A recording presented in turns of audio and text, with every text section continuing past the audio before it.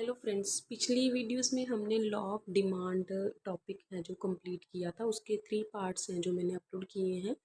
जैसे हमारा demand topic चल रहा था, डिमांड एक वाइड टॉपिक है इकोनॉमिक्स का। अब उसमें ही हम कवर करेंगे law of diminishing marginal utility. Let's start.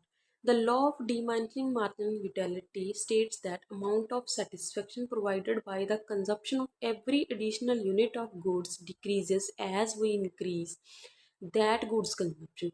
इसमें हम क्या देखते हैं कि जो लॉ ऑफ हमारा जो डिमेंशनिंग मार्जिनल यूटिलिटी का हमारा लॉ है, इसमें हम देखते हैं कि कंज्यूमर को कितनी अमाउंट ऑफ सेटिस्फेक्शन मिल रही है जब हम एक एडिशनल एक ज़्यादा हम किसी चीज़ की, किसी प्रोडक्ट की, किसी भी गुड की हम यूज़ करते हैं तो उसमें हमारा जो गोल है कंजप्शन का, वो कैसे हमारा कम हो जाता है। Marginal utility is a change in the utility derived from consuming another unit of good. जो हम मतलब हमने पहले एक रोटी खाई तो हमें पूरी संतुष्टि हुई, फिर हमने दूसरी, नहीं तो वो पहले से थोड़ा कम टेस्टी लगेगी।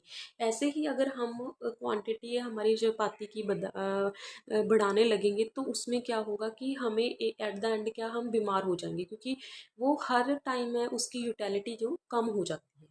Law of diminishing marginal utility graph, हम इसको हम एक ग्राफ के अकॉर्डिंग भी दिखा सकते हैं। जैसे देखिए इस ग्राफ में द एक्स एक्सिस पे हम क्या रिप्रेजेंट करेंगे, जो हम प्रोडक्ट की यूनिट्स ले रहे हैं। वाई एक्सिस पे हम अपना मार्जिनल यूटिलिटी दिखाएंगे।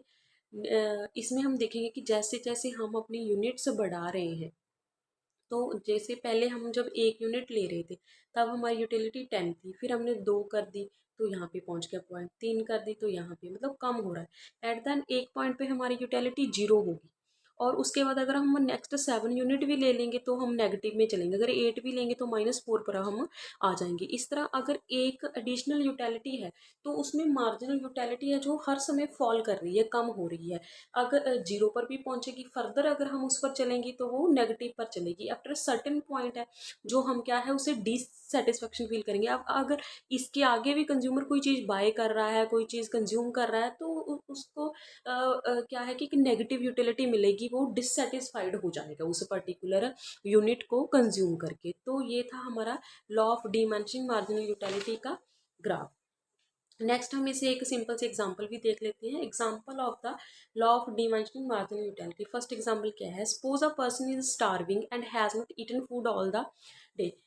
तो एक इंसान है, वो भूखा है, उसने पूरा दिन खाना नहीं खाया। When he finally starts to eat, जब वो खाने बैठता है, the first bite will given him a lot of satisfaction. वो जब हम हमें पूरी भूख लगी होती है तो जो पहली एक बाइट पर हमें सेटिस्फेक्शन मिलती है वो बहुत ज़्यादा होती है। As he keeps eating more and more food, जब वो खाए जा रहा है, his appetite will decrease and come at a point where he doesn't want to eat any more.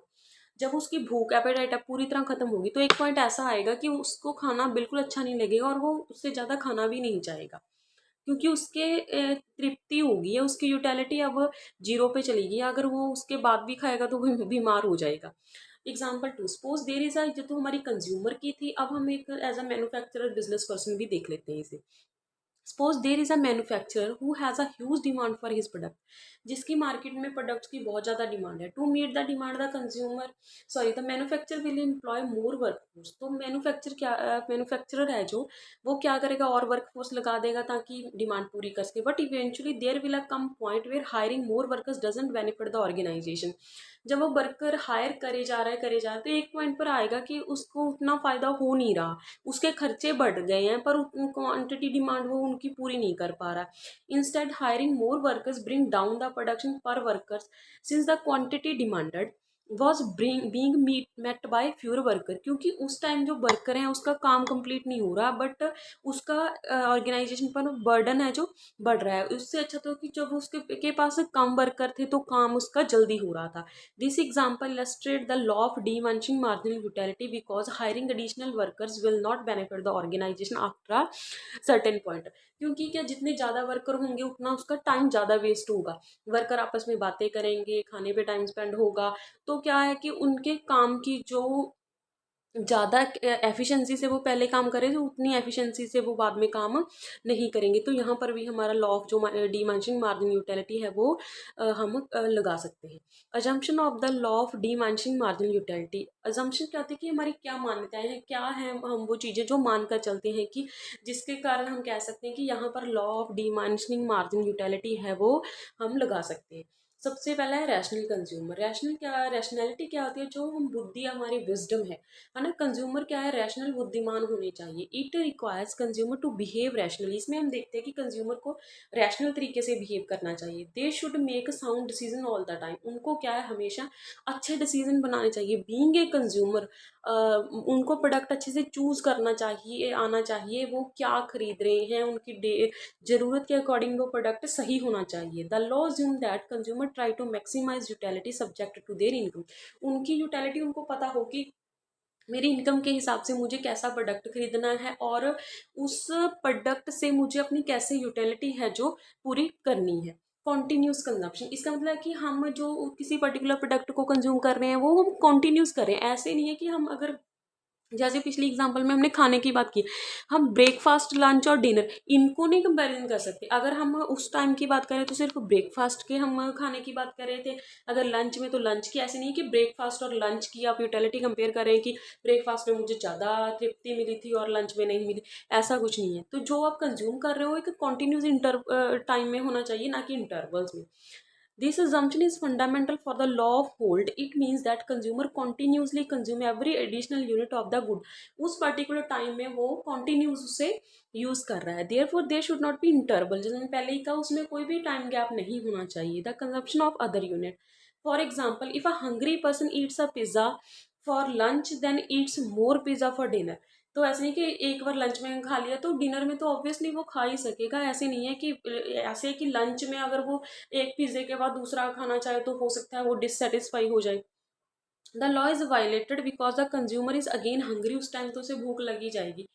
Derives increase utility from the second pizza then he would if he eat it right after lunch, so interval between the consumption of additional unit violate the law. अगर ऐसा कुछ time interval उसके बीच हो जाएंगे तो ये हमारा law वहां पर वायलेट हो जाएगा, नहीं लगेगा।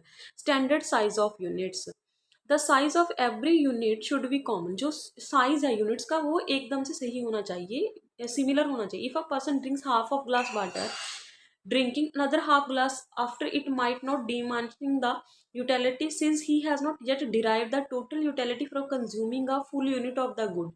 Reducing the size of unit consumed is not consistent with the law of diminishing marginal utility. यहाँ पर हमें क्या कि जो हमने साइज लेना है यूनिट का किसी भी प्रोडक्ट का वो सिमिलर होना चाहिए। जैसे हमने बात की कि अगर हम half glass of water drink कर रहे हैं तो ऐसा नहीं है कि अगर हम अदर हाफ लें तो उससे हमारी यूटिलिटी कोई कम हो जाएगी।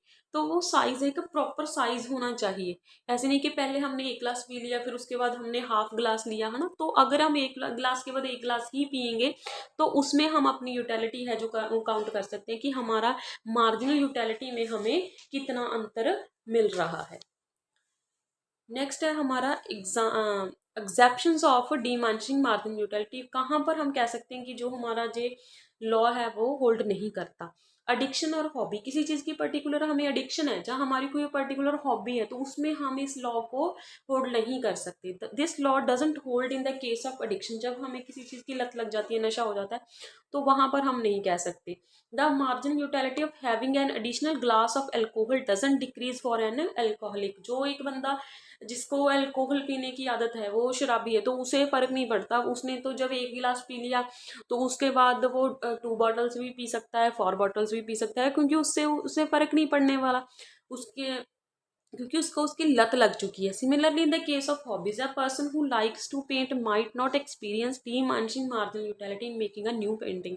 जो एक पेंटर है, कोई पेंटिंग्स बनाने का शौक है तो उसे भी, अगर हम ये नहीं कह सकते कि उसने एक पेंटिंग बना ली तो उसके बाद अगर उसे दूसरी पेंटिंग बनाएगा तो उसकी जो कला है, एफिशिएंसी खत्म हो जाएगी, क्योंकि वो उसका शौक है।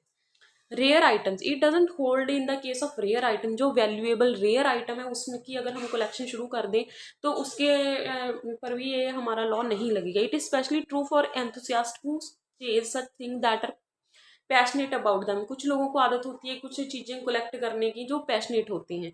For example, acquiring a limited edition watch might give much more satisfaction to an enthusiast who like collecting watches and already has many of them. जो अगर कोई पर्सन किसी कोई आदत होती है, कोई कॉइन्स इकट्ठे करता है, कोई वॉचेस इकट्ठे करता है, कोई टिकट्स, तो वो उनका एंथुजियाज्म तो बढ़ता जाता है जितनी वो ज़्यादा इकट्ठे करते हैं। हर एक उनको ऐसा होता है कि नया आ गया तो हम और ले लें। Unrealistic assumptions made by the this law don't always hold. Sometime इसकी अजम्पशन भी है जो गलत हो जाती है। एक consumer might make an irrational decision, हो सकता है कंज्यूमर क्या है कि इरेशनल डिसीजन बना ले। There could be intervals between the consumption of units of good. अगर हम कहें कि उसने क्या है इंटरवल के बाद किसी के गुड को कंज्यूम, जैसे हमने पहले बात की थी कि इंटरवल नहीं होना चाहिए जब हम बात कर रहे थे अजम्पशंस में। तो अगर आ गया इंटरवल तो वहां पर ये काम ही नहीं करेगा। Violating these assumption might cause the law of to not hold for a certain situation। कुछ टाइम ऐसे होते हैं जब जहां पर क्या है कि किसी सर्टेन सिचुएशन पर आकर जे हमारा लॉ काम नहीं करता। Conclusion. The last one is the law of diminishing marginal utility is widely studied in economics. It helps us to understand why consumer are less satisfied with every additional good unit। इसमें हमें पता लगता है कि कैसे हम एक additional unit के कारण dissatisfied हो जाते हैं। The law is based on ordinal utility theory. It requires certain assumptions to hold. However, these are exception to the law as it might not have the truth in some cases। यहाँ पर अगर हमारे पास कुछ मान्यताएं हैं इस law को लगाने के लिए, वहां पर और कुछ एग्जेप्शंस भी हैं जहां पर ये लॉ है हमारा होल्ड नहीं करता, और वो हमारे पूरे ट्रू केसेस हैं। तो this is about law of diminishing marginal utility. Next time मिलते हैं एक नई वीडियो के साथ, एक नए टॉपिक के साथ। Till then take care. Thank you.